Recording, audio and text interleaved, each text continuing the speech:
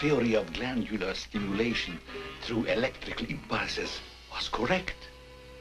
A few days ago, you were as small as your companion. And now look at you.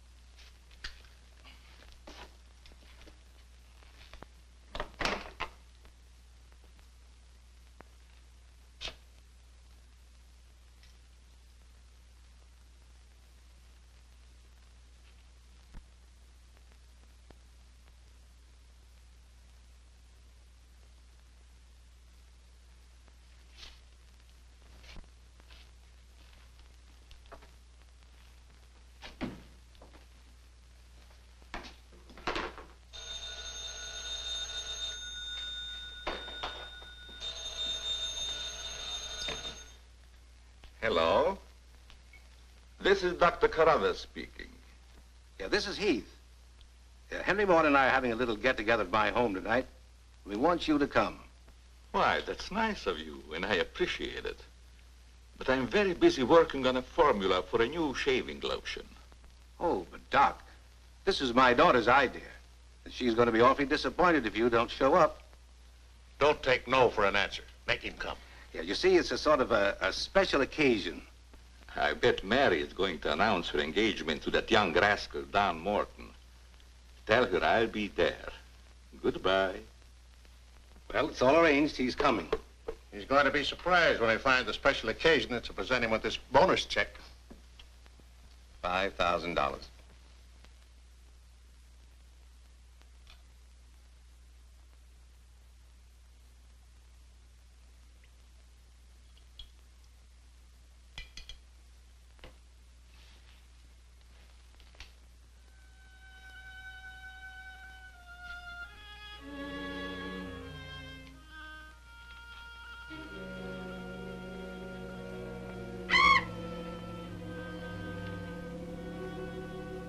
Good.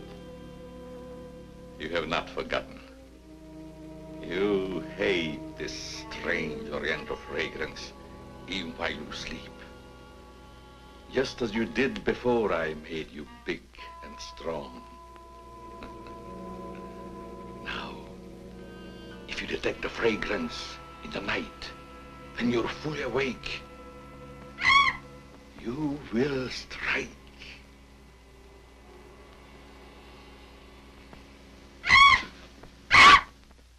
Yes, you will strike to kill. Well, Doc's late. Wonder if he's been called out on a case. Perhaps I'd better phone him.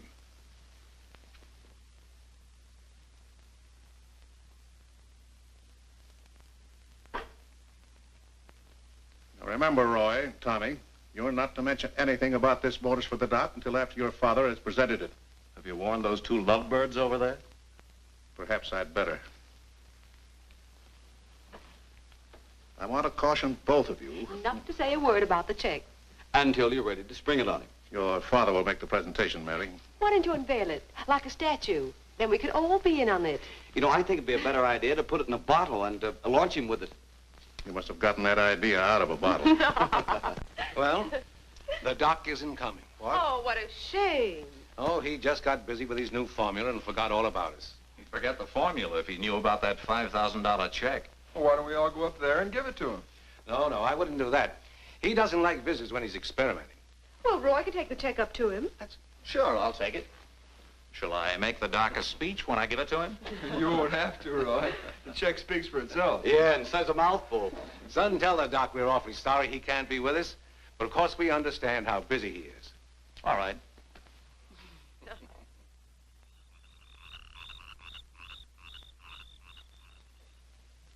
Just a minute, Roy, and I'll be with you.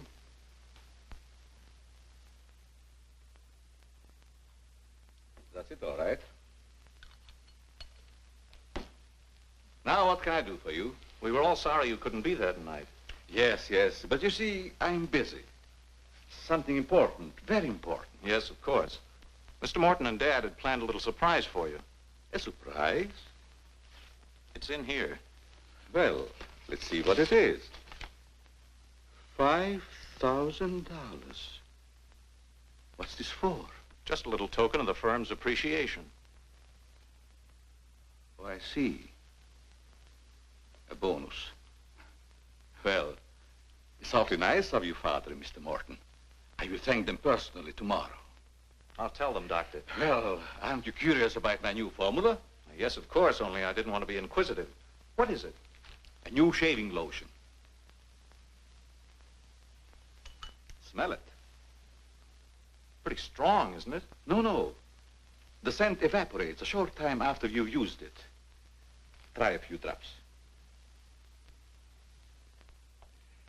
Now rub it on the tender part of your neck. Here.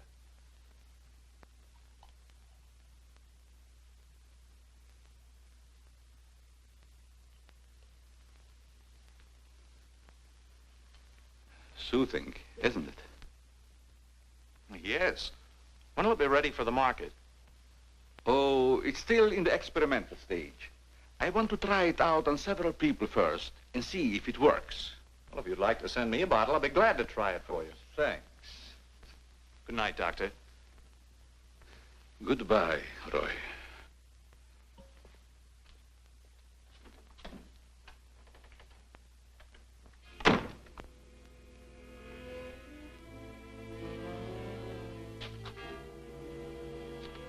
Lovely check, isn't it, Doctor?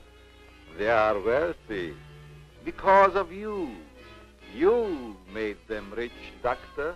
It was your formula. Tonight they gave you $5,000 and wanted you to come down to their house and thank them for it. That was your money they gave you, like a bone tossed to a faithful dog.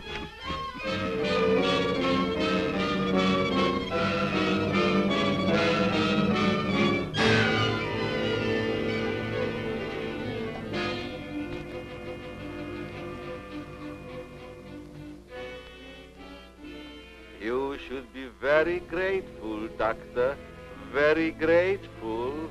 They are rich and happy, thanks to you. And what have you got, Doctor?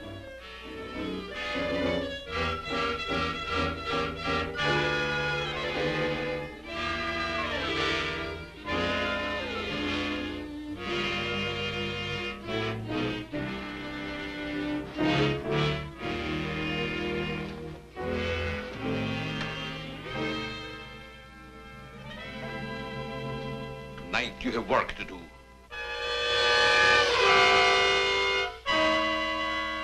It's time you were on your way.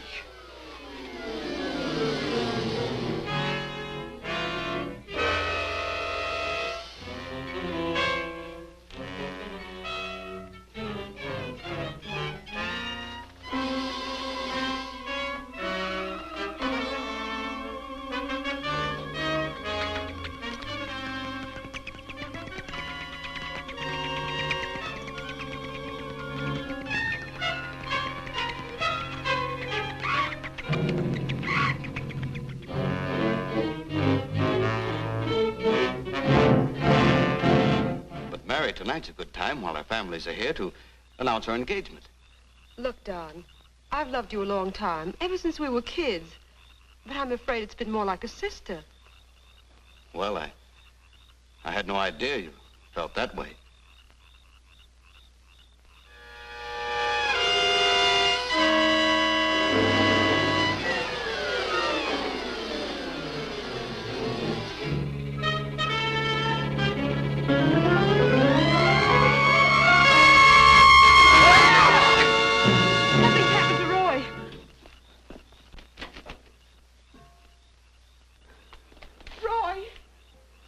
I better call Dr. Carruthers. Oh, please, hurry. There's nothing I can do. You mean he's dead? Yes, I better call the coroner. You think it's murder? I don't know. I never saw anything like it before. The jugular vein is severed.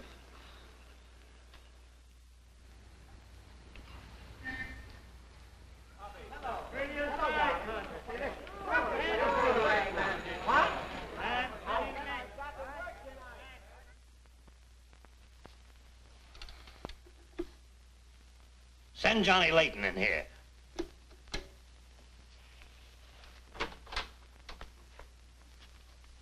Well, what have I done now? Who wants me fired this time? Nobody yet, but it's still early. This came in from Heathville. It's a mystery killing. Old Martin Heath's son. Who's Martin Heath? Who's Martin Heath? Say, have you ever had a date with a girl? A girl? Oh, yes, a girl. I believe I did take a girl out once. Well, did she smell sweet? Of course she smells sweet. Most girls do. Well, that's because of Martin Heath Cosmetics Limited. They make all that goo that the women put on their faces so they won't have to wash them with soap and water. I get it. A big man, huh? Yes, and a big advertising account. Grab yourself a photographer and get along over there to Heathville.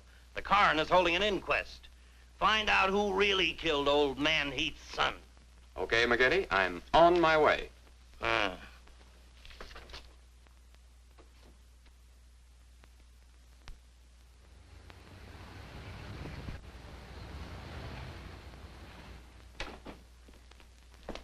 Chief Wilkins? Yeah? I'm Johnny Layton of the Chicago Register. Glad to see you. And this is my cameraman, One Shot McGuire. Hi, Chief. Howdy. Say, we're down here to cover that Heath murder, but we didn't get much information at the coroner's inquest. I thought maybe you might be able to help us. Well, I'm always glad to cooperate with the newspapers, providing they cooperate with me. That's the policy of our paper. Well, to tell you the truth, I haven't got very far with this thing myself. Oh, here's something that might interest you. It's a picture of the victim's wounds. Mm-hmm. You'll be able to see it better with this glass. Are these scratches on the neck and shoulders? Yes, but we can't determine the source. They're too deep for fingernails, too shallow to have been made by a knife. They're more like claws. That sort of bears out Dr. Carruthers' theory at the inquest of a wild animal. Have there been any circuses around here lately? No. Heard of any animal escaping from a zoo? No. Couldn't have been one of those African leopard men. They use steel claws. This isn't Africa. Okay, Chief, I was just trying to help. Chief, are you sure there's no clue you're holding back while investigating? Well, since you're going to work with me on this case, there is a clue, and a very weird one. The autopsy surgeon says that such wounds could have been made by the beak and talons of a bird. A bird? Why, there aren't any birds around here big enough to attack a man. How about an eagle? We know it wasn't a bird. How do you know that? Because we found several hairs on the shoulder of Heath's coat. Ah, cherchez la femme. They're not human hairs. What kind are they? Well, it may sound silly, but the laboratory test shows that they were from a mouse. Well, who ever heard of a mouse big enough to kill a man? Say, a bat has hair like a mouse. Well, the only bats around here are no bigger than sparrows. There was a peculiar odor about the wounds, but they were so faint and elusive that the police chemists have been unable to identify it. Then it does give us something to work on. Well, if the scent was a clue, it's been destroyed by evaporation. Say, Chief, do you mind if I do a little sleuthing around on my own account? Certainly not. Go ahead. If I can help you any, why... You can. Miss Heath seems to be the nearest to an eyewitness of the crime. I'd like to have a talk with her. Can you arrange it? I think I can. Well, Dr. Carruthers refused to let her speak to us. We tried that this morning at the inquest. Well, don't you worry about Dr. Carruthers. He's one of the finest men in Heathville. He just thought you'd add to Mary's grief so you could get sensational newspaper stories. I'll arrange an interview. Thanks, Chief. I'll keep in touch with you. All right. 48J. Miss Heath, did your brother have any enemies that you know of? Why, no. Everybody in the village liked Roy. Mm-hmm. Well, what did he do at the factory? He had charge of the experimental department where the new products are developed. Oh, here comes Dr. Carruthers. Hello, Doctor. Hello, Mary. I took a shortcut from my laboratory through a garden hedge. You met Dr. Carruthers at the inquest this morning. Yes. Mr. Layton, I hope you'll forgive me if I seemed a little abrupt. But I'm fond of Mary. And considering the ordeal she already went through, I wanted to protect her from dwelling too much on the tragedy. Of course. You were quite right. We're working on the case for the police now. Yes, I understand. Chief Wilkins phoned me. And if I can be of any assistance, just call on me. Thanks. Won't you sit down?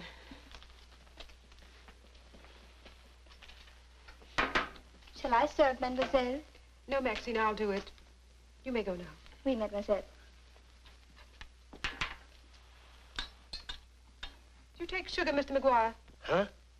Oh, no, ma'am, never. In fact, I don't even take tea. If you'll just deal me out, I'll take a look around. I may dig up a clue.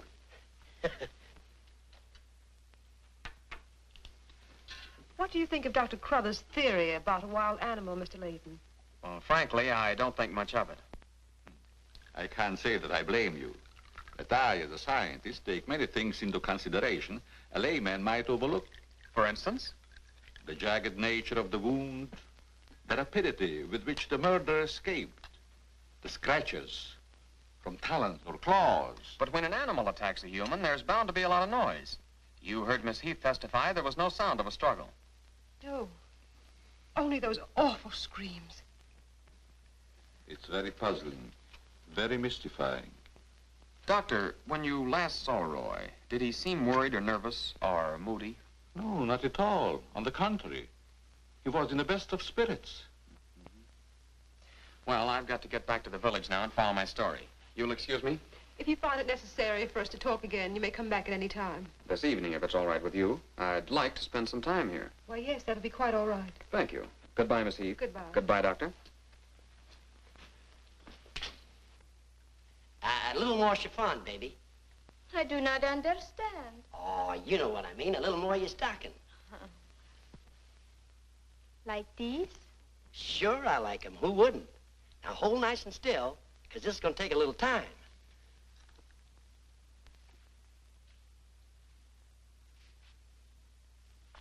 Well, if you're going to shoot, shoot. Right away, Johnny. I was just trying to get the focus. Mm-hmm. I got it. And not bad, either. I'll be back in a minute, Frenchie. And don't worry none about those werewolves, because nothing's going to harm you while I'm around here. You make Maxine feel so calm. My big, brave journalist.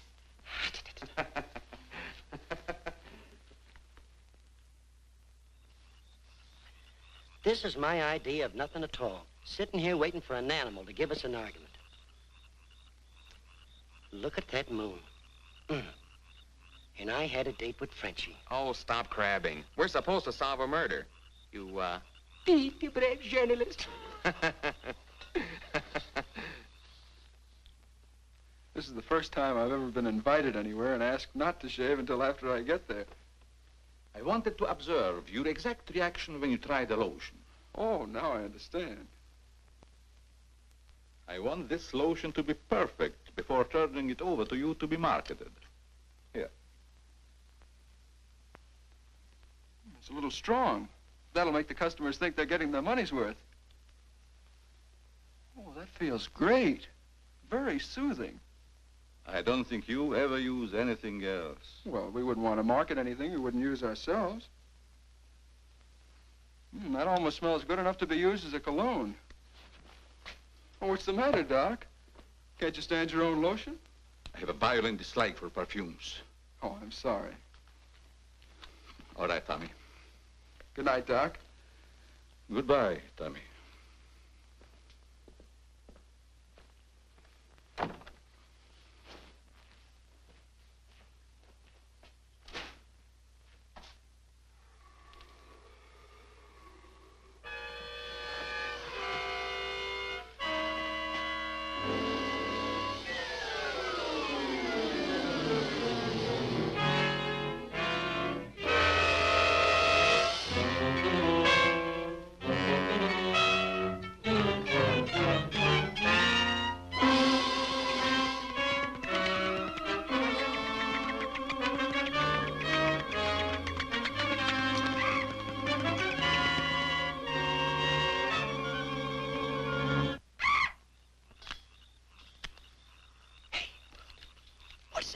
Where? Over there, something's moving.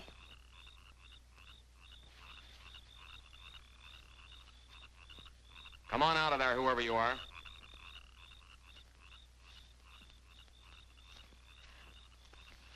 What are you doing out here, Miss Heath? I thought you might want some company. Shall we sit down? You know, you shouldn't be wandering around the garden at night after what's happened. Neither should you. Well, but it's part of my job. Mine, too. Roy was my brother. Be careful, I think it's Tommy. Hello, Tommy. Hello, everybody. Hello, Tommy. darling. What's up, sis? Mr. Layton wanted to stay in the garden for a while, so I joined him. Don't tell me you're waiting for that animal Dr. Carruthers mentioned. So you don't believe it either? I certainly do not. It's ridiculous. But somebody or something killed your brother. And I suppose you're working on the theory that the murderer always returns to the scene of the crime. Perhaps I am. Well, not for me. If you'll take my advice, Mary, you'll leave these gentlemen to their vigil and go to bed. That's what I'm going to do. Good night. Good night, Tommy.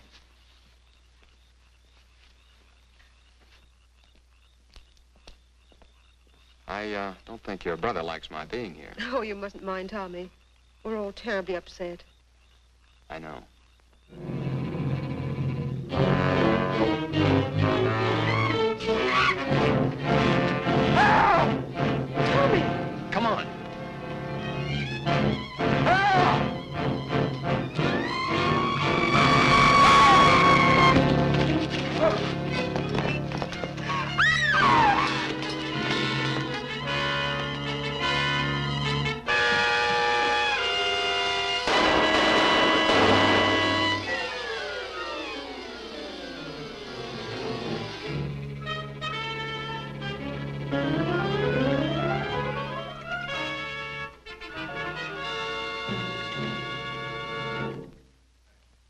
I'm telling you, McGinty. It was a bat. I saw it kill Tommy Heath. Listen, Johnny, I want you and One Shot to come on home or I'll fire both of you. I'm not coming home, and neither is One Shot. I'm keeping him here to get a picture of the devil bat. Say, that'll look great in the headlines. Devil bat strikes again. Listen, don't tell me it had horns. Maybe I better send a wagon with the steel bars and the strong boys with the straitjackets. Look, Joe, have I ever lied to you? Plenty of times. Well, I'm not lying this time. If it ever got out that I cooked up a fake story about a devil bat, I wouldn't be able to get a job on a country weekly. Print the story, Joe. So help me, it's on the level. All right, I'll print it. But I won't believe it. Not till One Shot gets me a picture of that devil bat in action. Don't worry, he'll get it. Goodbye. You, my friend, are going to get a shot of the devil bat in action. Who, me? How? Have you noticed there's a taxidermist shop in the village? Well, you wouldn't suggest that I go out and stuff a bird, would you? One Shot. To think that you'd even hint that I would suggest you have the village taxidermist build you a nice big bat for pictorial purposes. Besides, a bat isn't a bird, it's a mammal. Well, why didn't you say so in the first place? Where is this bird stuffing emporium? Oh, down on Cottage Grove Avenue.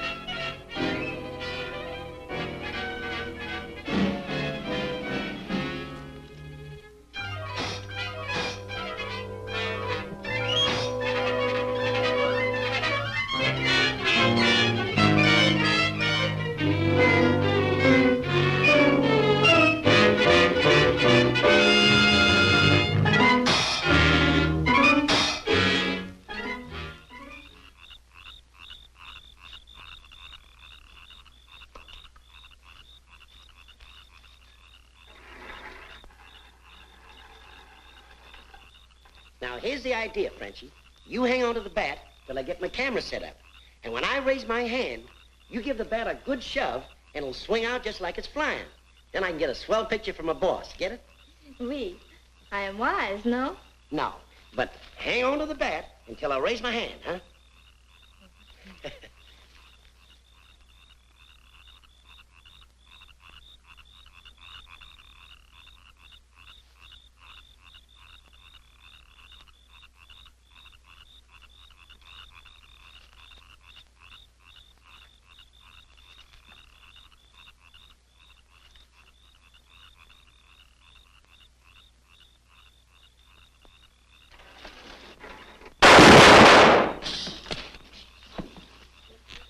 Sherry, are you hurt?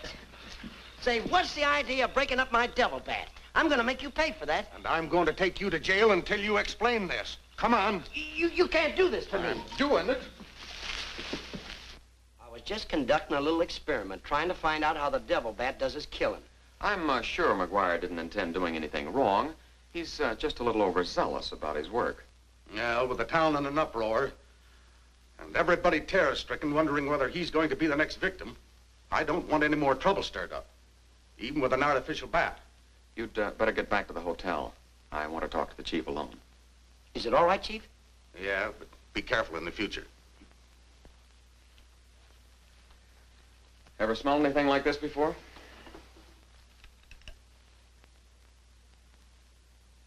Well, yes. That's the same stuff that's been on every one of the devil bat's victims. Where'd you get it? Found it in Don Morton's bathroom. Find out where Morton got it? No, I didn't want to arouse suspicion by asking questions till after it's been analyzed. You think it has any connection with the murders? That's the way it strikes me, but I can't figure out how. I'll get the police chemist on it right away. I'll snoop around, see if I can find out where Morton got it. Well, it probably came from down at the Heath Cosmetic plant. I've men working on a theory of a disgruntled factory employee committing the crimes. It's certainly more than coincidental that all the victims have been members of the Heath and Morton families. Yeah. Looks like a plot to wipe them all out. I wish the rest of them would leave town until this crime is solved. You're worried about Mary, aren't you?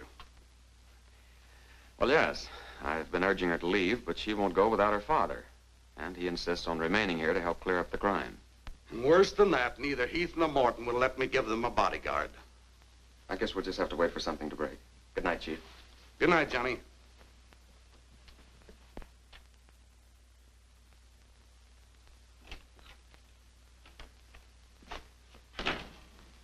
Boy, have I got a picture that'll knock McGinty dead. Meet the double bat. Well, how about that wire? Looks as if the bat's on a flying trapeze. Oh, but I'm not through working on it yet. See, I can touch this picture up so the bat will look like he's got nothing around him but nothing. Okay, Rembrandt. You win.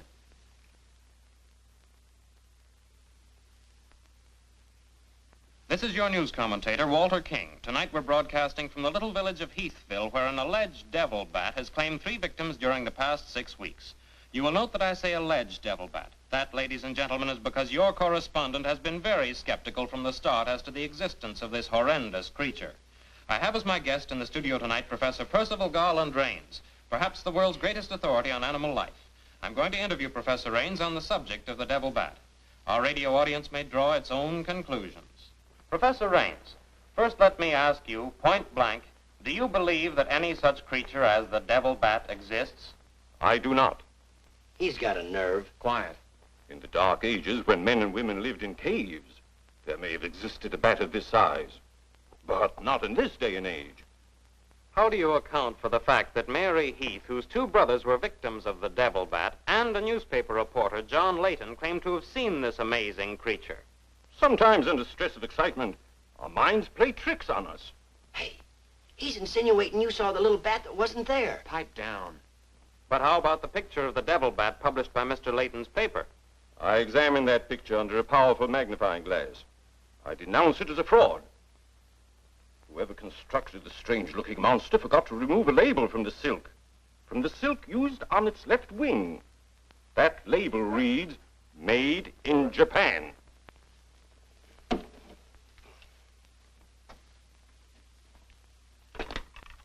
Put through a hurry call to Heathville. I want to talk to Johnny Layton. He's at the Heathville Hotel. One guess who that is. Yeah, McGinty.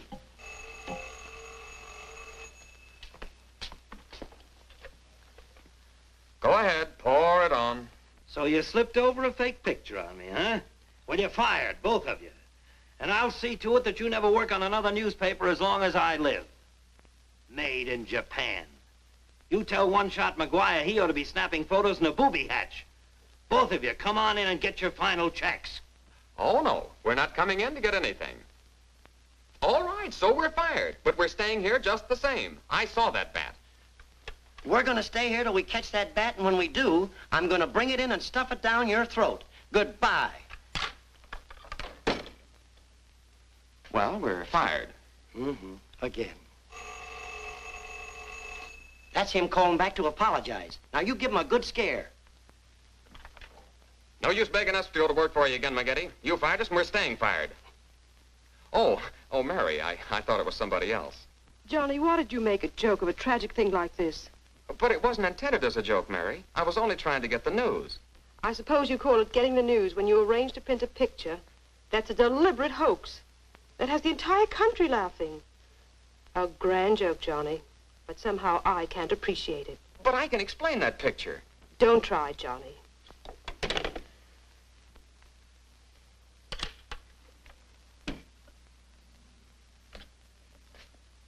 Made in Japan. I ought to skin you alive and nail your hide to a barn door.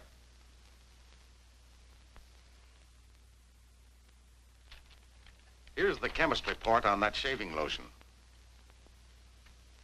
I see you couldn't break down one of the ingredients. Yes, he said it must be some element with which he's not familiar. We won't get anywhere until we identify it. There's just one other man in this town that might be able to help us. Dr. Carruthers. Yeah, Carruthers could help us. I found out he compounded that lotion. Well, if you suspect Carruthers, you're barking up the wrong tree, Johnny. He's the last man in this town that would harm anyone. Why, everybody loves him. Maybe so. But here's something else I dug up.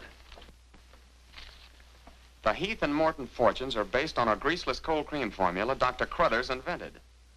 So what? All the doctor got out of it was $10,000, and the others made a fortune. Well, it's common knowledge that he sold out for cash when he could have had an interest in the firm. Just the same, every victim had this stuff from his laboratory on him. Maybe you've been working too hard on this case, Johnny. I'd like to get his reaction on the stuff. If he denies knowing anything about it, we'll know there's a tie-up somewhere. I think you're balmy. But just to show you that I'm following up every clue, we'll talk to him. We'll, put this in another bottle, and without telling him we know he compounded it, ask him to analyze it. Doc, I hope we're not upsetting your work barging in on you this way. No, no, not at all. I'm anxious to help solve these crimes. All the victims were very dear friends of mine. Here's a sample of the stuff young Morton and the two Heath boys had on them when they were attacked by the devil bat. Of course, it doesn't make sense to me that a bird would choose only people using that particular stuff. A bat is not a bird. It's a mammal. Well, anyway, our police chemist couldn't break down one of the ingredients. We thought perhaps you could. Why, I compounded this myself. It's a new shaving lotion I'm experimenting with. The ingredient your chemist couldn't break down, I discovered years ago in Tibet. How did you happen to put it in a shaving lotion? Oh, the lamas use it in some of their religious rites as a perfume. The scent is very pleasant and can be imitated by competitors. But what were Don Morton and the two Heath boys doing with the stuff? Oh, it is the policy of our firm to try out any new product before marketing it. Well, that knocks our theory into a cocked hat. Yeah. We were hoping the unknown ingredient might turn out to be some sort of a clue.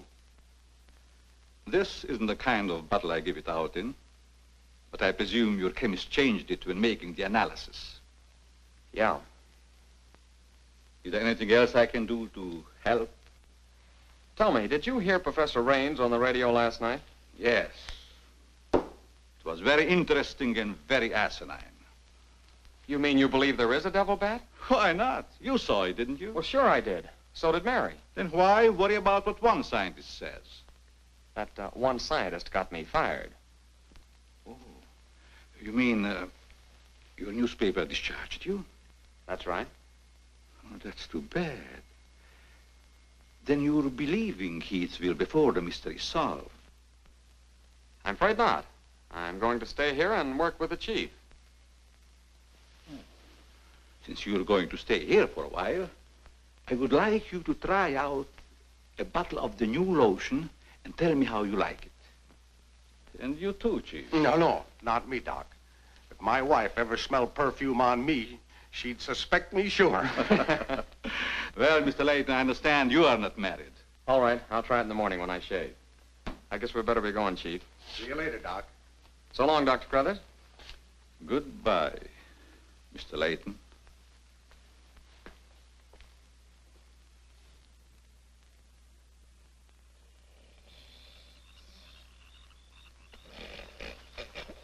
What's the matter? What's the matter? Does that smelly shaving lotion put you to sleep? Oh, why'd you tell the doc you're going to use it if you think it's smelly? Oh, I don't know. I guess I was a little ashamed of ever suspecting the old duck. Well, I like it, and I'm going to tell him so. What time is it? After midnight. Midnight? Oh, there ain't no use of waiting around here any longer. This must be the bat's night off.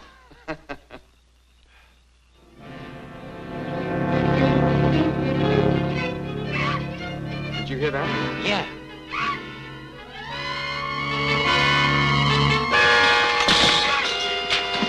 Get that camera ready.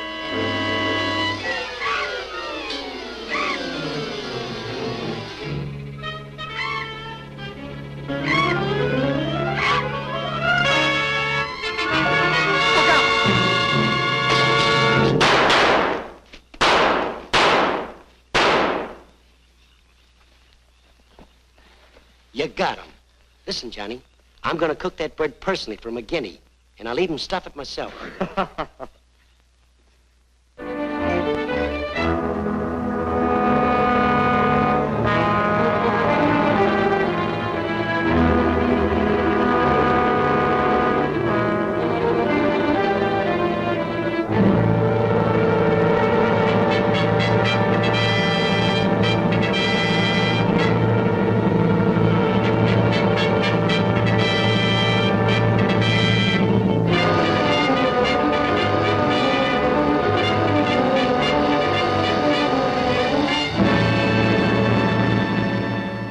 was skeptical when I came to Heathville today to examine the body of this so-called devil bat. But after seeing it personally and making exhaustive research, I've arrived at the conclusion that the creature is the lone survivor of a type of giant bat which existed in great numbers during the early part of the Neolithic age. Perhaps I should explain for the benefit of some of our listeners that the Neolithic age is that period of antiquity commonly called the Stone Age. Imbecile, bombastic ignoramus.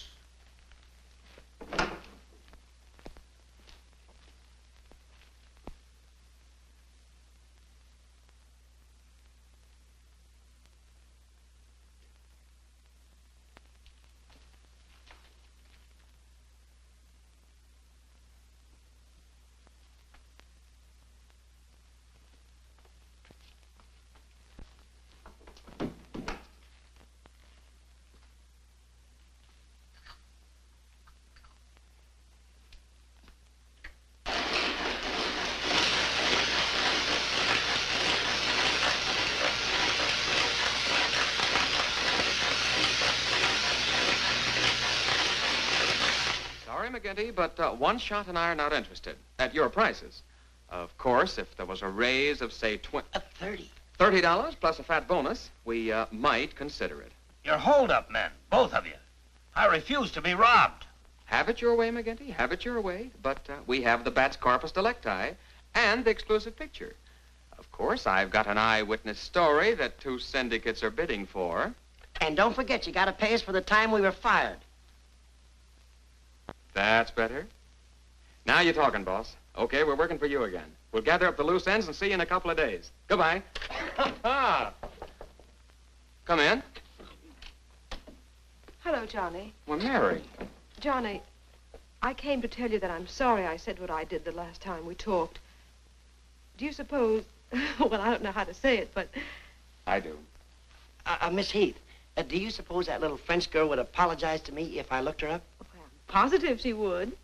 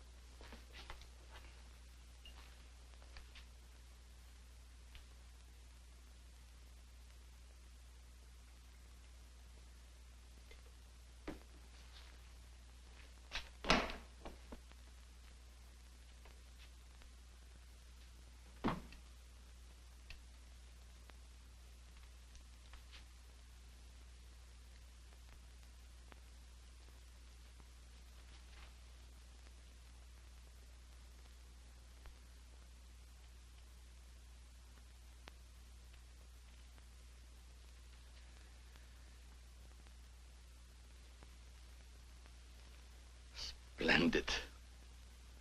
You will be even greater than your unfortunate predecessor.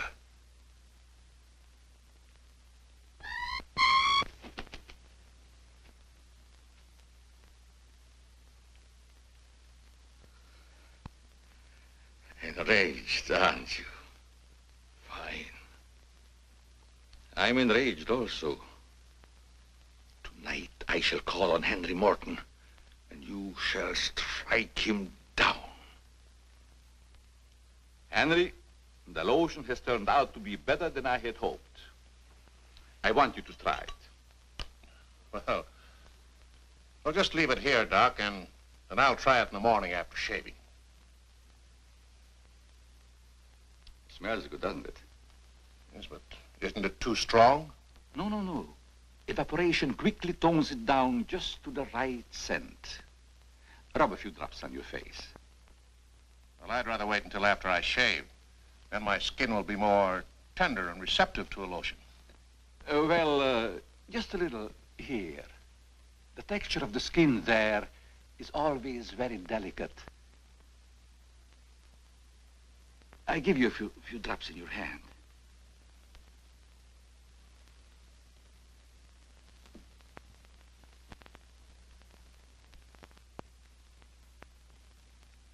hope you're right about that scent evaporating quickly. I smell the high heavens. Perhaps that will be the secret of its success. Well, you can never tell what's going to happen in this business. You can believe me, Henry. You don't have to worry. Yes, I can believe that, Doc. All of your formulas have been highly successful. Oh, I've been going over the report of the company's annual earnings. A net profit of over $1 million. Not bad, eh? When you remember what we built on. A mere $10,000 for your formula. You shouldn't have demanded all cash, Doc. You should have ridden along with us. Then you'd be rich, too. Oh, but then you've had a lot of fun in your laboratory with your experiments, dreaming up something new. You're a dreamer, Doc. Too much money is bad for dreamers. So you try to pay me in flattery, telling me that I'm a dreamer. Well, I do dream. Dreams that you could never guess. Your nerves are frayed, Doc. Now calm down. Get a grip on yourself. You've been working too hard on your formula. Formula. That's but child's play for a great scientist.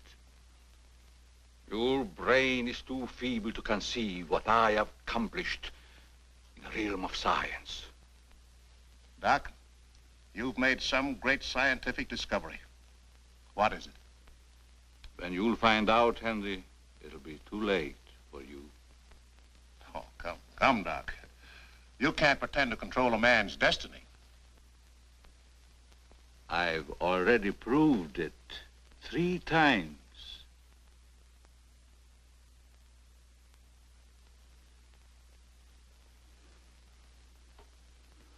I'm sorry. Perhaps you're right, Henry, about my working too hard. I guess I'm a little tired.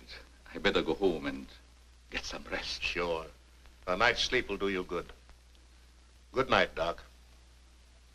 Goodbye, Henry.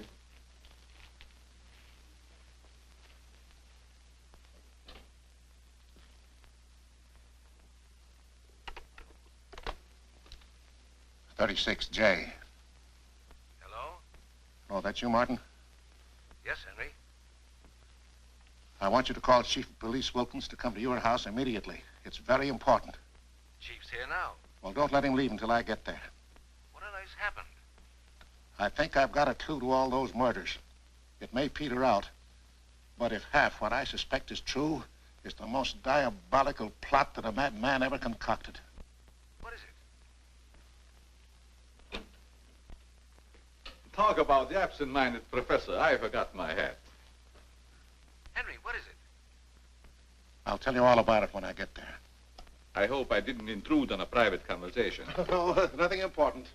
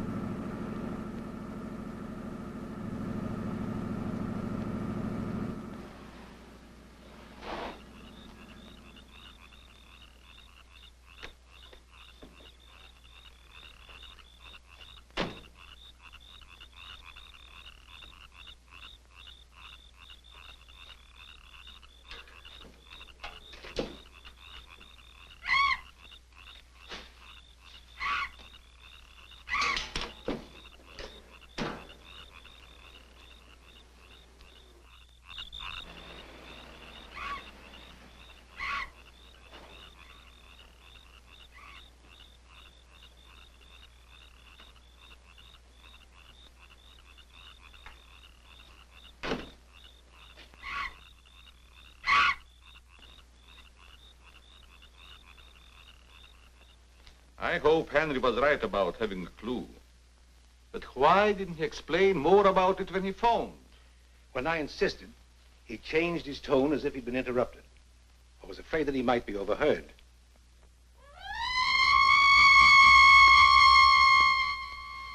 What is that squeaky sound? Oh, just some night noise. Help!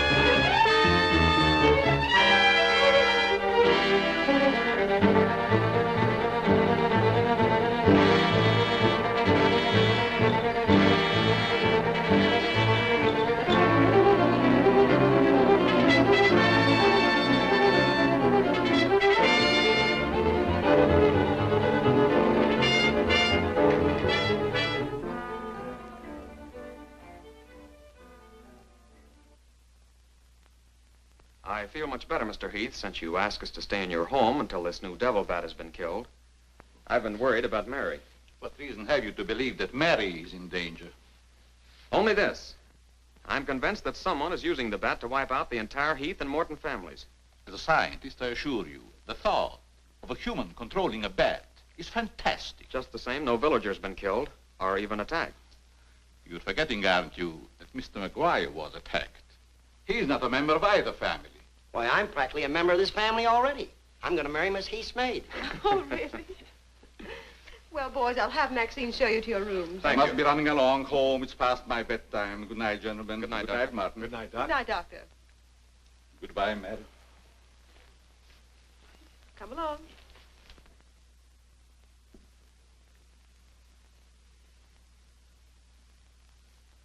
Maxine? Oui, mademoiselle.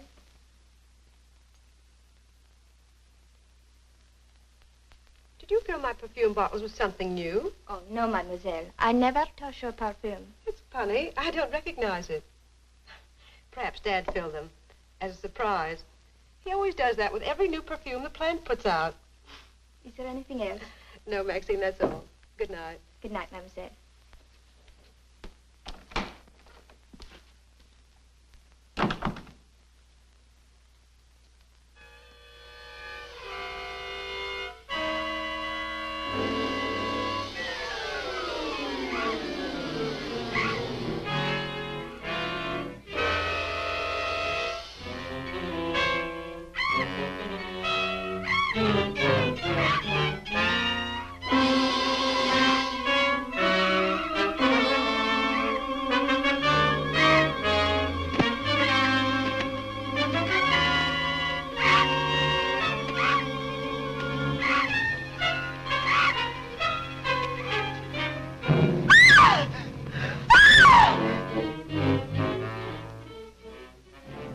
Mary, what happened? It was trying to get in the window. A big bat. Oh, it was awful.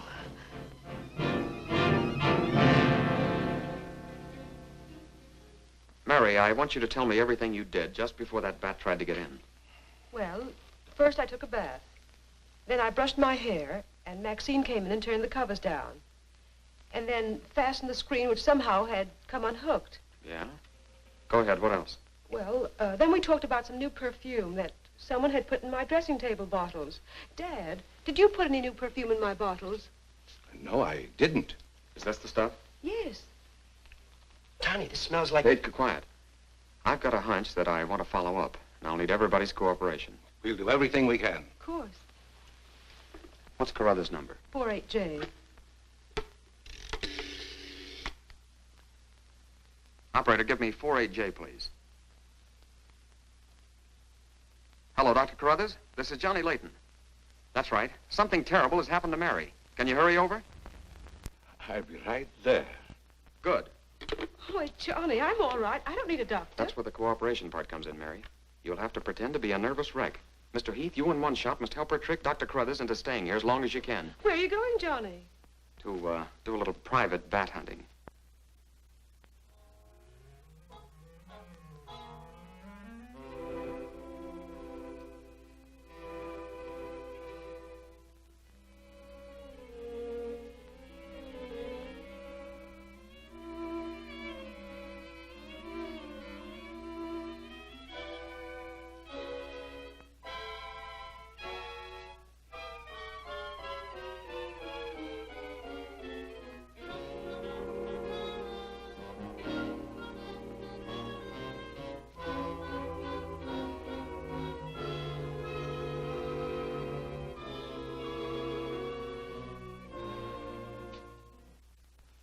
The devil bat tried to get through that window. If she's suffering from fright, I give her a sedative.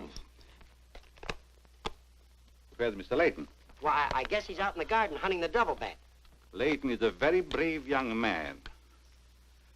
Give Miss Heath one of these every half an hour. Oui, doctor. It will quieten her nerves.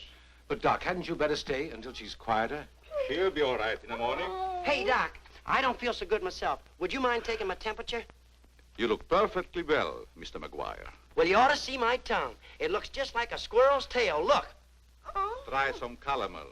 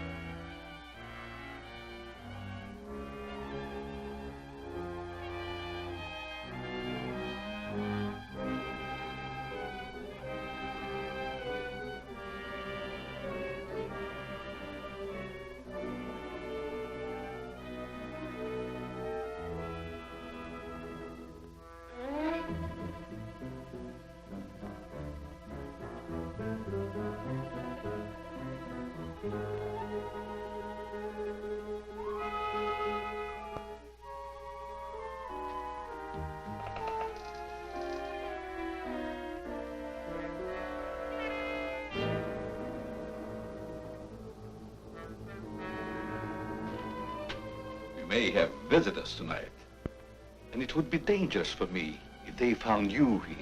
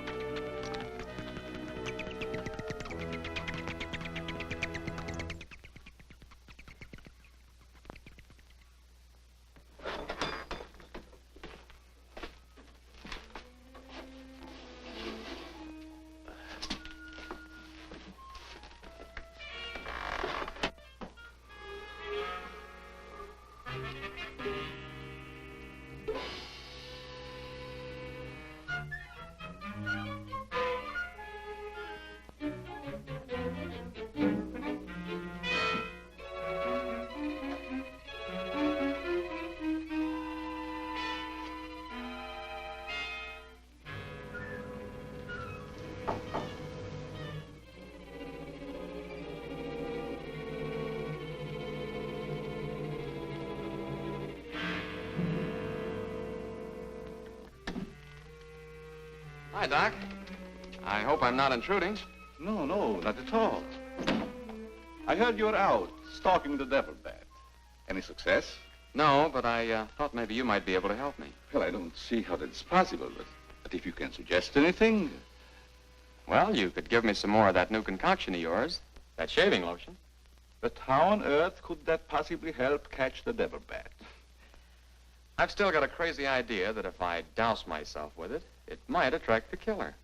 I don't see how you can connect the two. But there is a bottle of the lotion on the table. Thanks.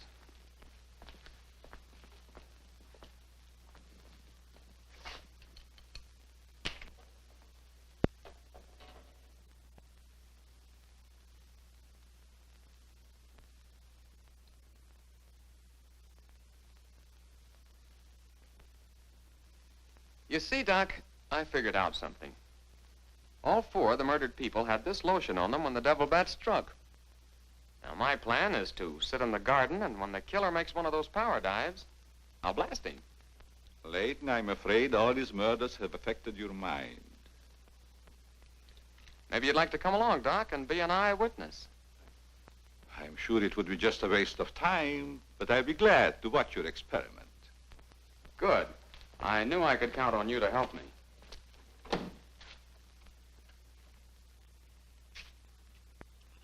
I tell you, Layton, expecting a bat to be attracted by the scent of a lotion is all foolishness. I think I better run around.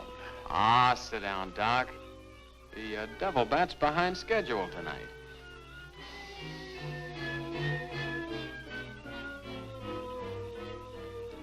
You aren't very chummy tonight. What's the matter? Firearms always make me nervous. Oh, I thought maybe you didn't want to be sitting too close to me. Just in case the devil bat does show up. According to your theory, the killer wouldn't attack me. I haven't any of that lotion on me. You have now, Doc. Why did you do that? To make it a 50-50 proposition, Doc. Now sit down, and don't try any shenanigans.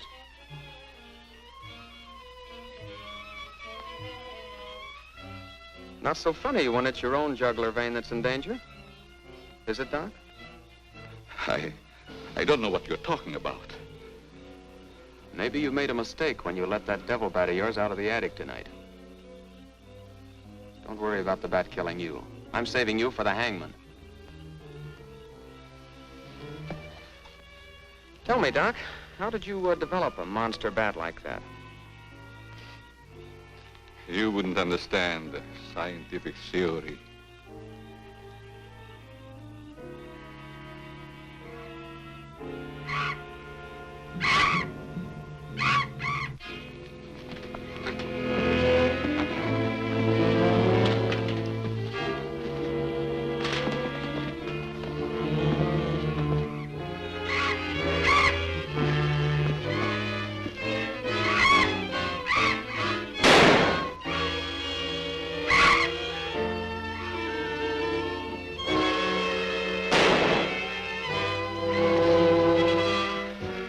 Chief, what are you doing out here?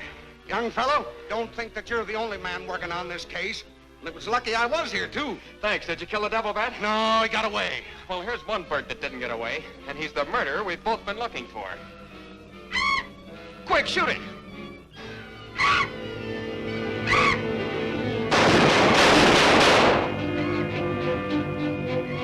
Where is it? It's gone. And so's the doctor. Did you get the bat? What happened? Doc Carruthers is the murderer, and he's hiding somewheres in the garden. You fellas get back to the house and guard Mary. Come on.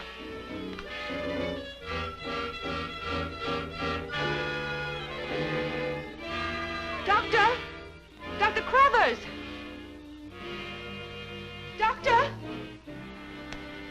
Has anything happened to Johnny? Is he hurt? They took him up to my place. You better come along with me.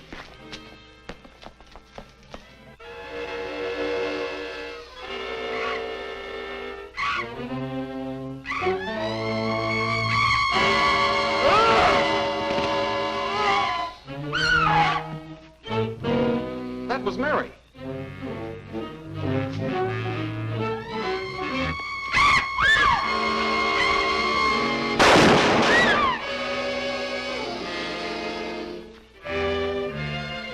Are you all right, Mary? Go help Dr. Carruthers. He's over there. That devil bat belonged to the doctor, Mary. He created it to commit those murders. Well, it's too late to help the doc.